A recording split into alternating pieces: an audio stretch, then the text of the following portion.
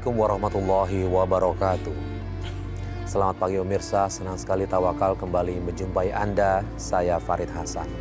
Pemirsa, menggapai cita-cita setinggi langit untuk merubah nasib boleh-boleh saja. Namun jangan sampai justru keluarga kita terbengkalai. Itulah yang menimpa narasumber kita yang saat ini sudah berada di studio. Assalamualaikum Mbak Yuli. Gimana Mbak Yuli, sehat? Ya, terima kasih Mbak Yuli sudah hadir di studio dan mau berbagi kisahnya kepada kita semua. Dan pemirsa, di studio juga sudah hadir Bapak Ustadz Muhammad Ziyad. Assalamualaikum Pak Ustadz. Waalaikumsalam warahmatullahi wabarakatuh. Ya, terima kasih juga Pak Ustadz sudah hadir di Sama-sama, Tawakal. Farid. Baik Pak Ustadz dan pemirsa di rumah, Ibu Yuli ini punya masalah dengan kehidupannya, di mana ia pernah terobsesi ingin menjadi seseorang dan ingin merubah nasib, namun justru keluarganya ia tinggalkan. Dan ada juga cara-cara lainnya yang ini di luar dari jalannya Allah. Pak Ustadz dan Ibu Yuli langsung aja cerita ke kita, ke Pak Ustadz dan saya, kisah hidupnya Bu Yuli ini seperti apa? Iya, terima kasih Mas Farid, tim Tawakal dan Pak Ustadz. Jujur, saya direndung masalah yang mana saya itu kehidupan ini mau saya bawa kemana. Dari awal saya menikah, hidup saya itu udah susah. Dan dari kehamilan pertama itu, saya udah bener-bener bingung harus gimana. Dan akhirnya saya mengadu nasib buat pergi ke Jakarta, ingin menjadi seorang artis. Kemudian? Tapi dari pihak si suami saya itu, dia awalnya emang melarang ya Mas ya. Tapi saya tetap kekeh karena emang tanpa saya harus kerja, gimana dengan anak-anak saya. Pada saat meninggalkan rumah itu anak sudah berapa? Ada 2. Sudah 2. Artinya pergi dari rumah tanpa seizin suami. Iya, suami sempat melarang, tapi gimana lagi. Itu semua demi keluarga, demi anak-anak. Semakin tumbuh besar, dia semakin butuh biaya banyak. Ya, Pak Ustadz, ini gimana Pak Ustadz untuk seorang istri? Oke lah dia merasa perekonomiannya kurang, dia memutuskan untuk mencari rezeki keluar tapi tanpa izin dari suami, Pak Ustadz.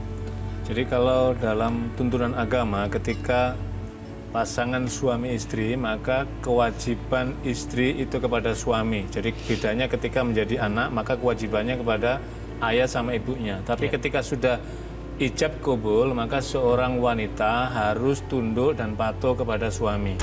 Kalau tadi Mbak Yuli, kisah Mbak Yuli ini kan suasana keluarga dari aspek ekonomi mungkin sedang diuji Allah, masih susah. Kemudian punya keinginan untuk merubah nasib, kemudian ingin hijrah ke Jakarta dengan harapan ada perubahan ekonomi. Tetapi kan Mbak Yuli ada satu hal yang dilanggar, yaitu tidak mendapatkan izin atau tidak diizinkan oleh suami. Dan ini para pemirsa sekaligus menjadi pelajaran kepada kita bahwa seorang istri kemanapun kalau ada niatan-niatan baik, maka sebaiknya dirundingkan, dirapatkan, dimusyawarahkan bersama suaminya. Maka dengan cara seperti itu suami akan berdasarkan pertimbangan untuk kemaslahatan keluarga, mungkin akan mendapat kebaikan dan seorang suami akan mengizinkan. Maka langkah istri yang kemudian diizinkan oleh suami inilah yang sesungguhnya akan menambah keberkahan dalam mencari rezeki ini. Yang seringkali para wanita-wanita yang ingin mengejar karir itu kadang-kadang melihat aspek duniawi ansi. Dia tidak melihat ada dimensi spiritual di baliknya itu, yaitu doa dan ridho daripada seorang suami. Karena pada zaman Rasulullah SAW ada kisah menarik. Dari seorang sahabat ini, suaminya pergi bekerja, suaminya pergi di medan pertempuran bersama Rasulullah, dan istrinya diizinkan, Anda tidak boleh menerima tamu laki-laki, Anda tidak boleh bepergian, dia ikuti saja. Sampai suatu saat orang tuanya sedang sakit saja, kemudian diriwayatkan meninggal, kemudian orang ini disampaikan, kemudian sahabat mengadu Rasulullah, ini keterlaluan ini anak ini. Maka kemudian Rasulullah SAW tersenyum, berbahagialah orang tuanya meninggal karena telah memiliki seorang putri yang sangat solihah, dia berbakti pada suaminya, dan itu juga jalan ridho Allah kepada dia. Jadi kisah ini memberikan pelajaran kepada kita pentingnya apapun keputusan yang diambil oleh seorang istri, hendaknya sepengetahuan dan seizin daripada suami, karena itu insya Allah akan membawa maslahah bagi kehidupan istri dan anak-anaknya. Iya.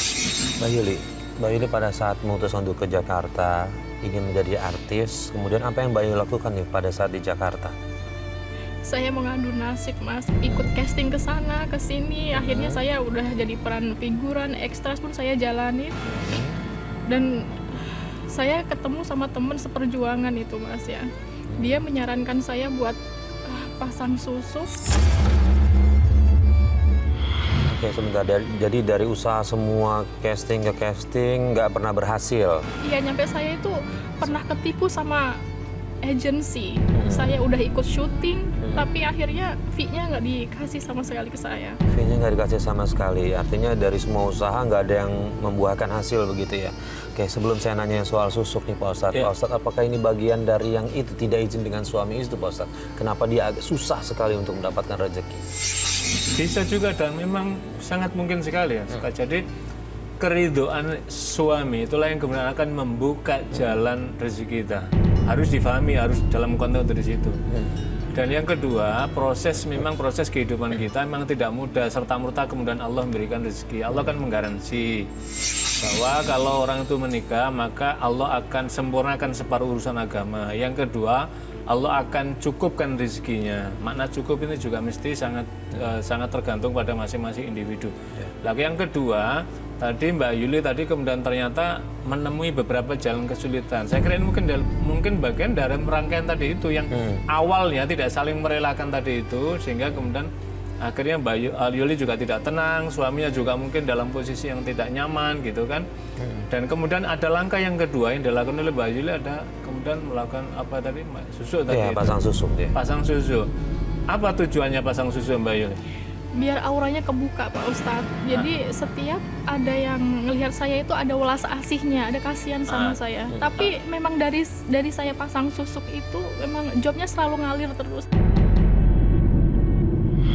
Jadi inilah salah satu bagian dari cara setan memainkan masuk di dalam. Ini kan ilmu yang sesungguhnya ilmu yang tidak diizinkan dalam tuntunan Islam. Karena tidak kecuali main susu itu dalam makna untuk aspek kesehatan. Medis mengatakan kemudian dibantu, mungkin itu soal lain. Tapi kalau ada dimensi magis yang kemudian dengan harapan kemudian menimbulkan daya tarik pada yang lain, maka ini sudah masuk dalam permainan setan tadi. Setan mempermainkan pandangan orang, kemudian itu kan keyakinan. Jadi tersugesti jalan tadi itulah.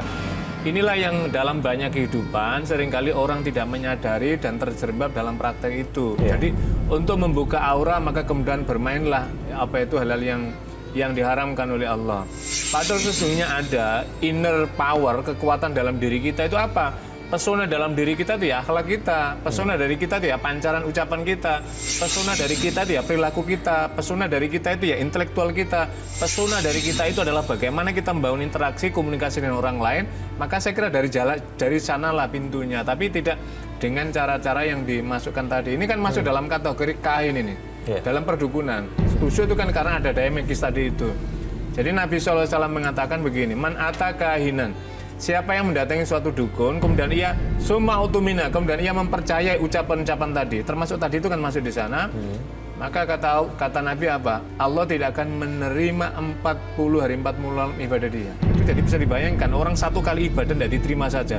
Itu merupakan kerugian yang luar biasa, apalagi long time sepanjang 40 malam. Apa maknanya pesan ini? Pesannya adalah bahwa ini masuk dalam perbuatan yang tidak Allah sukai, perbuatan yang melanggar ketentuan agama. Maka kembalilah kepada jalan Allah, ada jalan pintu membuka rezeki yang Allah berikan kepada hambanya. Yuli, setelah pasang susuk, job mulai banyak, Iya, benar. kerjaan banyak. Artinya keuangan juga sudah mulai ada ya. Sudah mulai ada. Ada hubungan dengan suami kah? Komunikasi suami dengan anak yang ditinggalkan setelah Ibu Yuli udah punya uang? Saya emang dari hasil itu emang sengaja saya nyimpen buat tabungan Mas.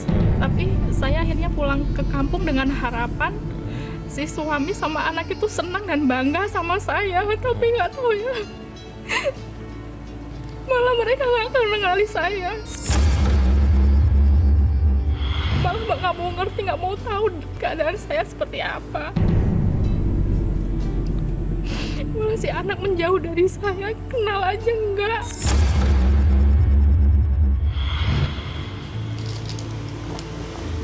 Assalamualaikum.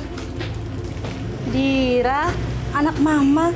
Ya Allah, cantik sekali. Udah besar kamu, nak. Sini, tante siapa sih?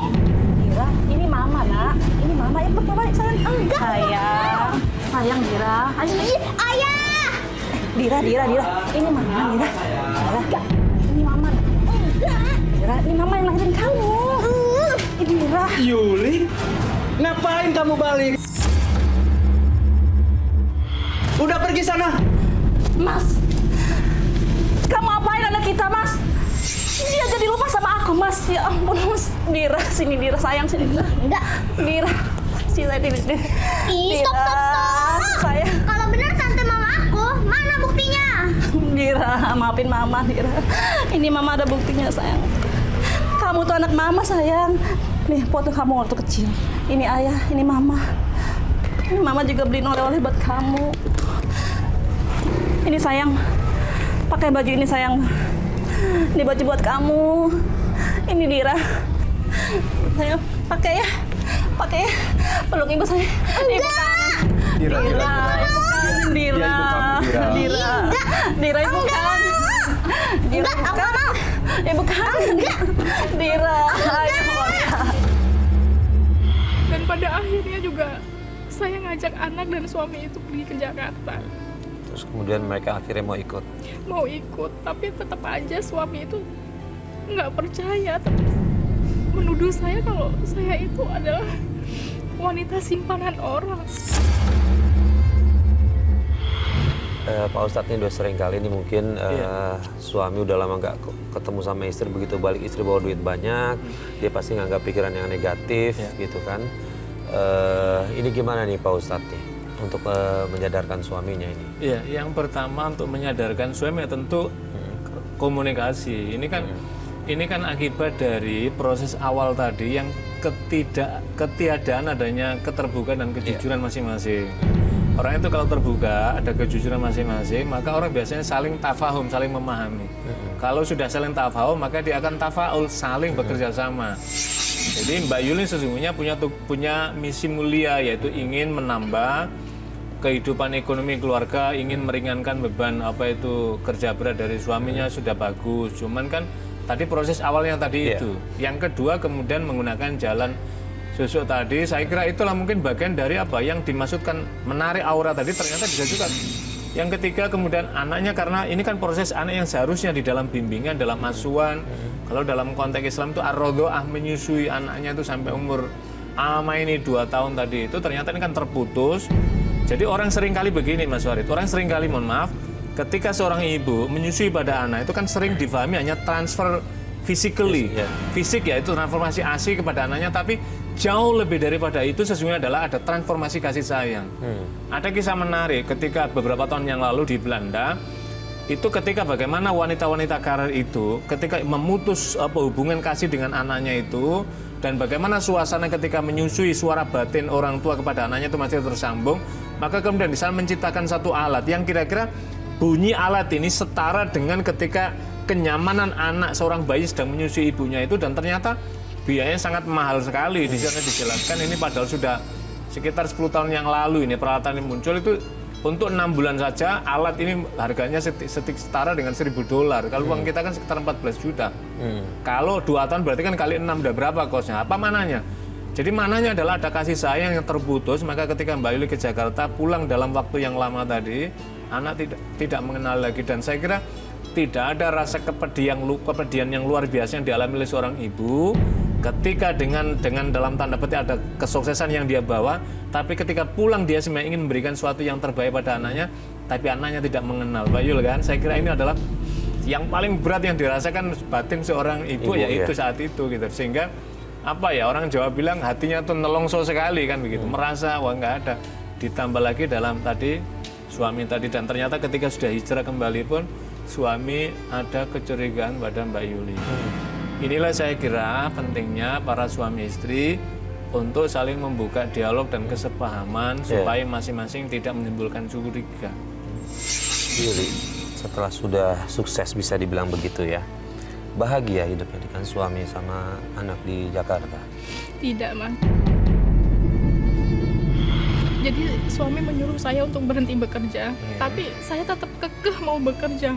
Kalau saya nggak bekerja, kita makan dari hasil apa? Dari mana? Sedangkan suami sendiri kerjaan nggak menentu. Dengan sebagai seorang buruh bangunan, kadang ada, kadang enggak.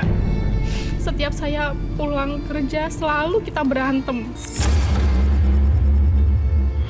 Berantemnya boleh tahu gara-gara apa? Karena Bu Yuli Karena tetap suami kerja. itu menuduh saya itu selingkuh, Mas. Sudah kasih tahu kalau pekerjaannya seperti apa? Sudah pernah ikutkah bekerja atau gimana gitu? Saya udah cerita, tapi tetap aja suami saya itu nggak percaya, Mas. Tetap menuduh saya selingkuh. Itu yang menjadikan beban buat saya.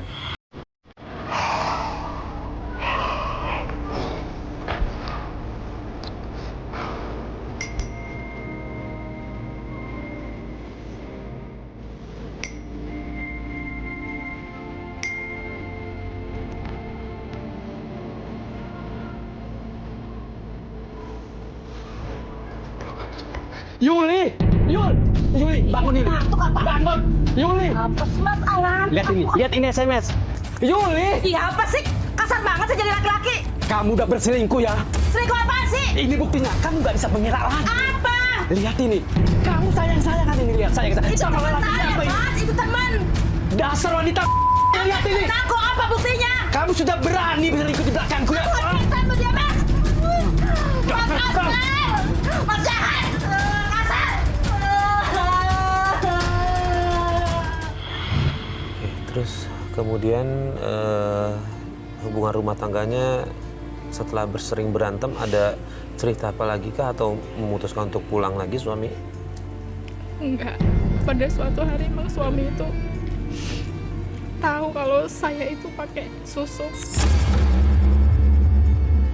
Dan suami selalu berusaha untuk saya itu biar melepas susuknya tersebut. Dan pada akhirnya saya ngelepas itu susuk.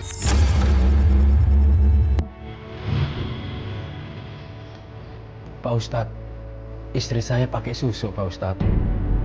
Jadi kedatangan kami kemari untuk melepaskan susunya, Pak Ustadz. Masya Allah, Bu Yuli, itu perbuatan yang dibenci oleh Allah Subhanahu wa Ta'ala. Bu Yuli mau matinya tersusah, Bu. Makanya saya minta Bu Yuli untuk berhenti. Saya bantu dengan cara Islam.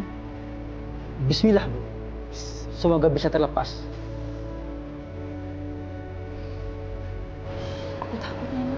Udah coba aja. Itu lebih baik. Udah tenang. Nah, minum tuh.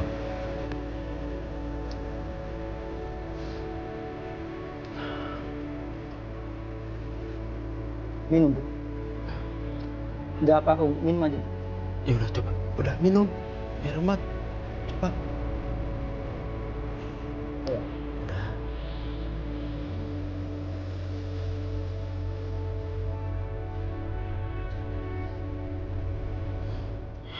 Dan Bu Yuli nggak terima dengan keadaan sekarang seperti itu.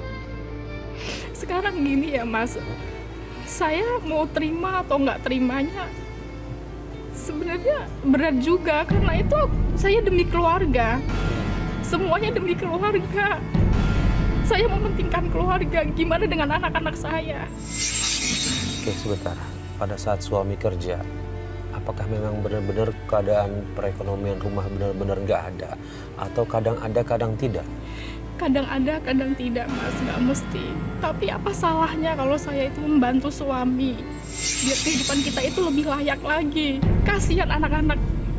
Satu hal yang saya pengen tanya, sebenarnya begitu Ibu Yuli melakukan pasang susuk, tahu kalau itu adalah cara yang salah? Tahu. Pak Ustadz, sebenarnya ini Bu Yuli berat dia untuk ngelakuin itu karena dia tahu apa yang dia lakukan ini salah.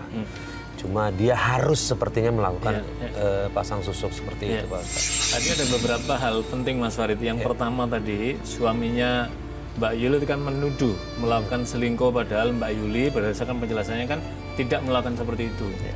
Ini juga perlu diingat bagi para suami, tidak boleh melakukan tuduhan sembarangan kepada istrinya. Sebab kalau ia menuduh dan tidak ada bukti, apalagi tidak bisa mendatangkan saksi sebagaimana dijelaskan dalam Al-Quran, maka itu dia kena dosa besar. Dosa dia timpa karena menuduh orang baik kemudian melakukan itu. Itu yang pertama. Yang kedua, tadi Mbak Yuli menyatakan ketika suaminya tahu bahwa melakukan telah masang susuk dan kemudian susuk dicabut, kemudian Mbak Yuli mengatakan langsung job dada. Langsung sepi. Langsung sepi. Nah ini juga harus diingat bahwa rezeki itu bukan karena adanya susuk tadi itu. Rezeki itu adalah Allah berikan kepada Ar-Razzaq, Dat yang maha memberikan rezeki kepada kita. Dan rezeki itu, mohon maaf, tidak selamanya dalam bentuk nominal, harus diingat. Ada orang yang Allah beri rezeki nominalnya melimpah ruah, tetapi kemudian anaknya, suaminya, dirinya kemudian sakit, habis juga gitu loh uang itu. Jadi mesti harus dibuka dalam pemahaman kacamata rezeki. Tapi tadi kan kemudian kita mestinya Mbak Yuli harus berterima kasih karena suaminya paling tidak telah membawa kembali pada jalan yang benar, yaitu dengan melepaskan pengaruh-pengaruh susuk yang dianiaya. Yang ketiga, Mbak Yuli tahu kan bahwa tadi kan berdasarkan penjelasannya bahwa ini tidak dibolehkan, bahwa ini salah. Ada kecenderungan kadang-kadang kita ini karena dorongan keinginan pikir kita, tetapi hati kita tidak pernah kita dengar. Jadi kalau sudah tahu jalan kita yang kita pilih ini salah, maka jangan diikuti. Maka nanti akan mendatangkan petaka, akan mendatangkan mudarat, akan mendatangkan masalah di kemudian hari. Pilihlah jalan yang menenteramkan. Yang keempat, Mbak Yuli melihat bahwa seakan-akan pintu rezeki hanya satu tadi itu. Padahal sesungguhnya ketika suaminya tadi melarang, mungkin kenapa tidak memberi alternatif jalan lain? Mungkin, oh ya ini mungkin tidak di sini, tapi ada jalan lain yang sesungguhnya bisa mendatangkan rezeki dan kemudian itu dicoba. Jadi masing-masing dalam hal ini antara istri dan suami juga harus berintrospeksi, bermuhasabah. Kenapa jalan rezeki seperti ini? Mungkin Allah sedang menguji atau mungkin Allah ingin mengubah dan kita. Seringkali manusia itu menjadi hebat, menjadi besar itu setelah diuji kesusahan, setelah diuji tahapan-tahapan ini, maka orang kemudian memiliki jalan keluar, orang kemudian memiliki kreativitas yang tinggi lah. Inilah saya kira bagian dari Allah menunjukkan jalan melalui ujian-ujiannya, dan jangan sampai kita berputus asa dari ujian yang Allah berikan pada kita. Ya. Mbak Yuli, dalam setiap pertengkaran sikap suami ke Mbak Yuli seperti apakah? Dia main tangan atau tidak? Iya mas, pernah suami saya mukulin saya. Dia selalu bilang kalau dia mau menceraikan saya. Tapi saya bersikeras nggak mau, sampai saya ngemis, minta tolong. Jangan pernah pisahkan saya sama anak. Kemudian sekarang kondisi keluarga Mbak Yuli dengan suami berceraikah atau masih statusnya hubungan suami istri? Masih status hubungan suami istri, cuman suami saya itu lebih memilih tinggal sama kakaknya di daerah Priuk. Anak-anak sama siapa, mohon maaf? Ikut suami atau sama Bu Yuli? Ikut suami. Ikut suami. Menafkahi Bu Yuli nggak selama dia tinggal sama kakaknya di Tanjung Priok? Tidak. Tidak pernah. Pak Ustadz, ini boleh dibilang ada ucapan cerai nih dalam setiap pertengkaran di situ, Pak Ustadz. Apakah ucapan cerai ini sudah dihitung talakkah atau belum, Pak Ustadz? Kalau kita melihat dari kompilasi hukum Islam, maka ucapan saja dari seorang suami dan belum disahkan oleh pengadilan, maka belum jatuh talaknya. Belum jatuh. Menurut hukum negara. Tapi dalam tuntunan Islam, kita diminta berhati-hati untuk seorang suami tidak boleh mempermainkan ucapan tadi dengan harapan kalau sebelum ada kompilasi hukum Islam dan pemahaman pada teks, ya jatuh kan begitu. Tapi kalau kita berpegang pada kompilasi hukum Islam dan dianggap inilah yang maslahah, maka kemudian keputusan pengadilan agama di Indonesia menyatakan apabila belum diputuskan oleh pengadilan maka belum jatuh talaknya. Kan seperti itu. Tapi ada masyarakat yang sebagian yang memahami tidak harus di pengadilan, pokoknya sudah jatuh lah. Kalau konteks tadi saya tidak tahu persis apakah suaminya sudah berulang-ulang menyebut saya tolak kamu, saya ceraikan kamu. Pernah nggak menyebut seperti itu? Suami selalu bilang kalau lebih baik kita pisah. Nah, kalau kalimat itu belum, jadi misalkan kita bisa saja kayaknya berarti itu belum gitu. Tapi kalau sudah, karena itu juga ada beberapa penafsiran, ada 3 penafsiran. Jadi ada yang menyatakan harus ucapan yang sore yang jelas, ada yang juga bagian kiasan, ada juga dalam bagian sindiran lah. Lah ulama Indonesia menyebutnya aja dengan ucapan yang jelas tadi itulah maka kemudian jatuh. Jadi tapi bersyukur Mbak Yuli berusaha bertahan supaya tidak cerai, karena itu adalah saya kira jalan yang terbaik. Sekarang yang terpenting adalah karena sudah punya anak, menyelamatkan kehidupan anaknya inilah anak inilah investasi jangka panjang kita bagi seorang suami istri. Kalau sekarang suami sudah ikut keluarganya tempat sana, kemudian Mbak Yuli berjarak, saya kira kembalilah. Kalau saya menyarankan kembalilah, bina hubungan memulai dari awal dalam mana merancang kehidupan ekonomi. Yakinlah kalau kita mengikuti tuntunan jalan Allah, tuntunan jalan Rasul dalam bina rumah tangga, maka rezeki Allah akan bukakan jalannya. Ya, dalam hati kecil Bu Yuli ini, Bu Yuli ingin pisah nggak sih dengan suami? Jujur, Ya. saya nggak pengen pisah, Mas. Saya tetap ingin mempertahankan rumah tangga saya. Saya masih berat ke anak, kasihan anak-anak nanti dari. Jadi tidak ingin pisahnya karena berat ke anak atau memang tetap cinta sama suami? Tetap cinta itu udah pasti, Mas. Pada dasarnya emang suami saya itu penyayang dan perhatian. Tapi yang makin memberatkan lagi setelah kehadiran anaknya dengan adanya anak Iya ini. bener, saya nggak mau anak itu sebagai korban dari orang tuanya. Suami sama anak Ibu Yuli ada di ujung sebelah sana. Ini suami Ibu Yuli sama anak Ibu. Dira, ibu kangen Dira. Ya, ini siapa sih? Udah, jangan sok baik. Mas duduk dulu aja sebentar ya. Adek duduk dulu sebentar ya. Ayo duduk dulu sebentar ya. Silakan.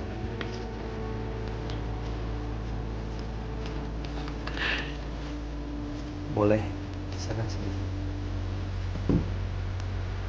Oke. Mas, saya Farid.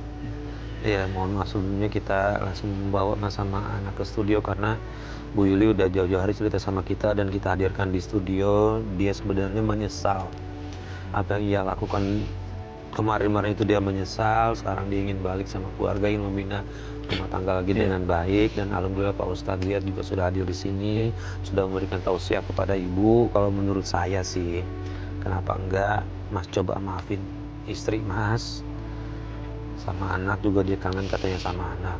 Nah, ada yang mau disampaikan langsung tadi, silakan. Iya Mas, saya minta maaf ya. Saya minta maaf, saya sekarang janji mau lebih nurut sama Mas. Apa kata Mas saya turutin, tapi asalkan kita jangan pisah, jangan jauhkan saya dari anak-anak. Oke lah, sekarang gini. Oke lah, sekarang kamu gak pakai susuk ya. Tapi sekarang gini kan, kamu sadar gak sih? Kamu sadar gak? Jujur deh di depan Pak Ustadz nih. Sekarang kamu itu masih ada bayan-bayan laki lain yang masih ngejar-ngejar kamu. Kamu jujur aja. Saya jujur Mas, saya jujur. Emang dia ngejar-ngejar saya, tapi saya cuma cinta sama Mas, saya gak cinta sama dia. Gini, coba tenangin dulu emosinya Mas. Di sini ada anak Mas, saya juga nggak mau ribut di depan anak. Coba ngomong pelan-pelan, baik-baik, sampaikan baik-baik. Kalau menurut saya sih dengan hadirnya Ibu Yuli di sini, Pak Ustadz, ya dia udah mau berubah dan tadi menjelaskan dia memang nggak ada hubungan apa-apa. Memang dia mengakui sudah pernah pasang susuk itu dan kemudian sudah dia lepas karena mengikuti maunya Mas ngelepas itu gitu. Setidaknya Ibu Yuli udah mau berubah ya Pak Ustadz. Jadi begini, kalau menurut tuntunan agama begini, saya mohon maaf Pak ya. Jadi sebaiknya ini Bu Yuli ini kan sudah ada itikat baik. Dan tadi juga menyampaikan dan Al-Quran juga menyatakan seorang suami tidak boleh melakukan tuduhan-tuduhan yang tanpa ada bukti. Bukti itu dalam mana ada saksi, ada yang bisa dilihat dan lain-lainnya. Itulah yang kemudian akhirnya menimbulkan rumah tangga itu memunculkan konflik. Allah menarik rezekinya, Allah mempersulit urusan yang dihadapi baik oleh suami maupun oleh istri dan nanti juga akan anak-anak. Dan yang kedua, ketika ada hamba Allah yang kemudian ingin retak, maka arsy Allah itu goyang. Itu maknanya adalah bahwa rezeki itu makin persulit oleh Allah SWT pada pasangan ini. Tapi ketika suami mau menerima, mungkin ada kekhilafan dari istri mau meminta maaf pada suami, kemudian masing-masing mau memberi maaf dan membuka lembaran baru masing-masing demi untuk membina rumah tangga dan anak-anak, insya Allah akan membuka jalan kemudahan, Allah akan menurunkan rahmatnya, Allah mudahkan rezekinya, dan Allah akan menjadikan rumah tangga itu menjadi kedepannya menjadi lebih baik dan anak-anaknya juga menjadi lebih baik. Buka lembaran baru yang berikutnya adalah mendekatlah kepada Allah dengan cara sholat yang tekun, kemudian beribadah pada Allah. Mudah-mudahan Allah menyelimuti rahmat dan rezekinya pada Mbak Yuli dan masih keluarga bersama anak-anak. Tapi menurut saya sudah fatal, Pak. Iya. Karena bukti dia pasang susu itu menurut saya ya, yang lebih tahu mungkin Pak Ustadz. Iya. Yang menurut saya sudah tindakan mendekat ke arah musyrik, Pak. Nah, tadi sudah kami jelaskan bahwa pasang susu ini adalah jalan yang dibenci, jalan yang tidak disukai, bertentangan dengan tuntunan Islam. Dan Mbak Yuli sudah kita bimbing tadi dan ternyata sudah melepas, dan Mbak Yuli mau kembali kepada jalan yang benar dengan cara apa? Bertaubat. Apa itu taubat? Taubat itu menyesali perbuatan salah, dosa yang pernah dilakukannya. Yang kedua, memohon ampun kepada Allah. Yang ketiga, berjanji tidak mengulangi dari kesalahan tadi. Yang keempat, mengisi hari-harinya dengan kebaikan, mendekatkan diri kepada Allah. Maka Allah menerima taubatnya. Allah memberi maaf, maka mari kita lapangkan kemaafan kita. Mudah-mudahan kelapangan maaf kita ini berbanding lurus dengan Allah memberikan rezeki dan kemudahan urusan kita, insya Allah. Amin. Mbak Yuli, tapi Mbak Yuli benar-benar udah ngelepas semua susuknya. Sudah Mbak kan? Yuli ya? Benar ya? Sudah. Udah nggak ada lagi. Saya udah nurutin apa kata suami. Makanya saya minta tolong mas suami jangan pisahkan saya sama anak-anak. Ya saya juga nggak mau rumah tangga hancur. Adek kenapa tadi nggak mau dipeluk sama ibunya? Kenapa? Karena nggak ngerawat dari kecil. Begitu. Tapi kan semua demi kamu, Dira. Mama berjuang mati-matian itu demi kamu. Tapi kenapa kamu masih seperti ini sama mama? Jadi Mbak Yul, saya kira ini proses. Ya. Proses jadi ketika anak kecil sempat berpisah, jauh jarak dengan seorang ibu, maka biasanya secara psikis dekat kepada orang yang siapa yang membina, yang merawatnya. Gitu. Jadi dalam hal ini memang Mbak Yuli perlu bersabar, proses. Maka insya Allah nanti ketika keluarga ini sudah akur, sudah rukun kembali, sudah bersama-sama dalam naungan penuh mendekatkan diri kepada Allah, insya Allah Allah akan buka seluruh hatinya, hati Mbak Yuli, hati bapaknya, kemudian hati anandanya, maka insya Allah nanti ke depannya kita bisa mendapati kebahagiaan-kebahagiaan. Amin. Gimana Mas? Coba saya tahu mungkin berat buat Mas, buat ngasih maaf. Saya tahu ini mungkin gimana setelah seperti ini, kita sih niatnya baik nih, mau menyatukan kembali keluarga ini. Betul. Kalau saya berharap coba buka pintu maafnya Mas. Ya saya kembali lagi kepada dia ini mau berubah total atau hanya di mulut saja, Mas. Terus terang. Saya terus terang udah pesimis lah untuk dia ini. Cuman kalau dia memang benar-benar bertaubat, taubatan nasuha, saya ya mungkin masih bisa istilahnya bisa tolerir lah. Ya. Istilahnya Allah saja pemaaf ya. Saya manusia biasa. Betul. Jadi itu sudah satu hal yang baik Pak ya. Jadi saya kira kan untuk buktinya tidak di sini Mas Farid, tapi nanti paling tidak sekarang ini Mbak Yuli sudah mengikrarkan dirinya untuk kembali dan bertaubat, maka berikutnya adalah tanggung jawab suami untuk membimbingnya, mengajaknya dan dalam penuh kesabaran. Lalu mudah-mudahan nanti Allah tuntun dalam kehidupan keluarga menjadi keluarga yang lebih baik. Amin ya rabbal alamin. PR yang paling beratnya adalah nanti untuk anaknya nih ya Pak Ustadz. Betul, yang harus diselamatkan itu betul.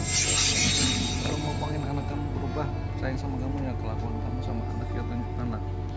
Kalau mau berubah. Oke, gini intinya adalah satu sama lain nggak bisa saling menyalahkan. Betul ya. Bu Yuli sudah melakukan hal-hal yang di luar dari jalan Allah, dia sudah mengakui semua dosanya, sudah bertobat. Saya juga berharap Mas bisa benar-benar 100% maafkan. Ini biar gimana pun kalau suami istri retak pasti anak yang jadi korban. Betul. Jadi korban ya. Jadi demi anak mudah-mudahan bismillah coba kita jalan lebih baik lagi. Iya, insya Allah. Pak Ustadz, apa yang dilakukan sama Bu Yuli biar dia tetap istiqomah nih, tidak kembali lagi ke jalan yang sudah dia pernah ambil? Yang pertama harus dekat kepada Allah. Ya. Apa itu salah satunya? Sholatnya harus dijaga. Yang kedua, latihan membaca Quran. Kalau belum bisa, kalau udah bisa itu dibaca. Yang ketiga, sholat malam dibangun, bermunajat kepada Allah. Yang keempat, berbakti kepada suami, saling menerima kekurangan, saling menghargai kelebihan masing-masing, dan berazam memohon kepada Allah. Apapun kesulitan yang dihadapi, Allah akan memberikan pertolongan. Mudah-mudahan Allah menuntun keluarga ini. Amin amin ya rabbal alamin. Baik, terima kasih Pak Ustadz atas Sama-sama, Mas semua Farid. nasihatnya Bu Yuli, dan masih mudah-mudahan rumah tangga bisa berjalan baik lagi. Amin. Bismillah, semua kembalikan pada Allah, serahkan semua pada Allah. Ya. Terima kasih, dan pemirsa, Mudah-mudahan kisah Ibu Yuli pagi ini bisa memberikan pelajaran bagi kita semua, karena apa yang kita lakukan harus semuanya berdasarkan Quran dan hadis, berdasarkan jalan Allah. Demikian Tawakal, saya Farid Hasan undur diri. Wabillahi taufiq wal hidayah.